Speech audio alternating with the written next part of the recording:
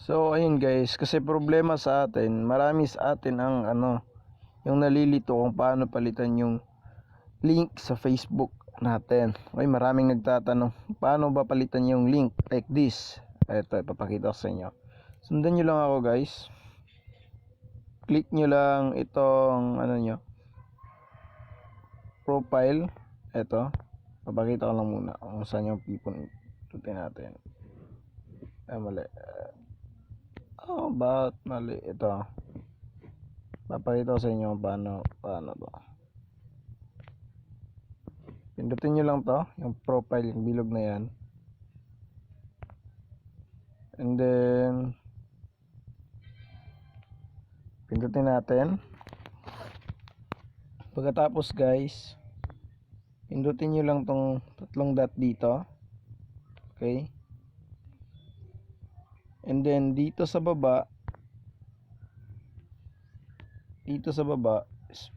ito yung link natin. Diba?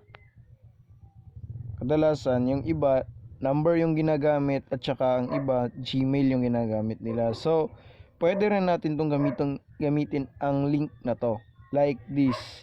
Ito, wag nyo lang tong isama pag nagla-login kayo. Wag nyo lang isama yung slash na yan. So ang kunin nyo na lang yan na lang yung sa inyo kung ano yung nakalagay. Ito sa akin, kabuuan ni Joshua.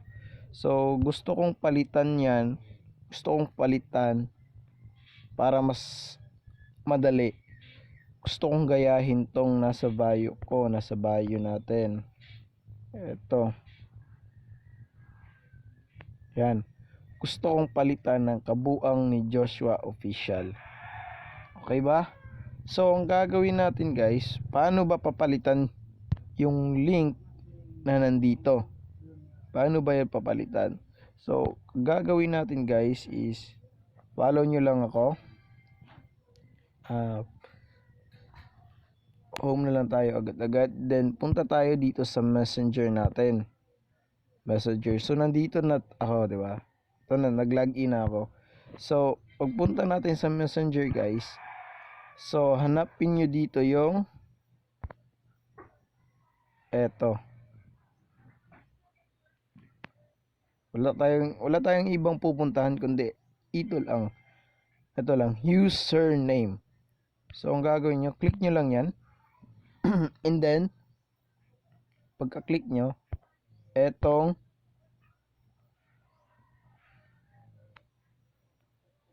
edit username. Click lang natin yan.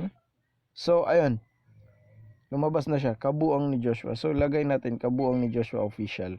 Tayin nyo lang na mag-blue yan.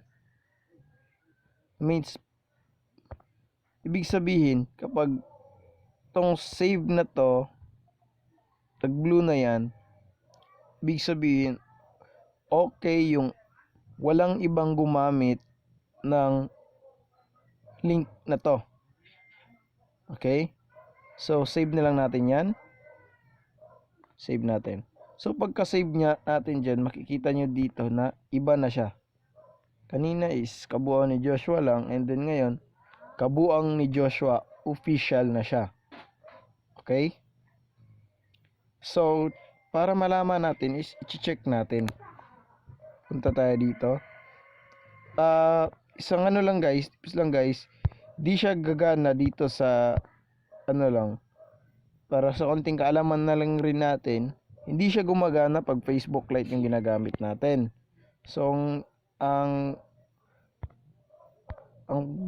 gumagana siya dito talaga sa Facebook na original. Okay, di sa Lite. So click na natin to. And then refresh lang natin, check natin ulit kung napalitan ba. Ayan. So eto na, napalitan na natin guys. Ganun lang kadali. So ganun lang kadali. Thank you guys. Please do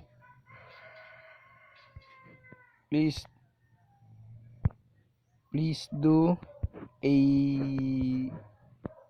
like, and a subscribe. Subscribe to my YouTube channel, Kabuang ni Joshua. Thank you guys.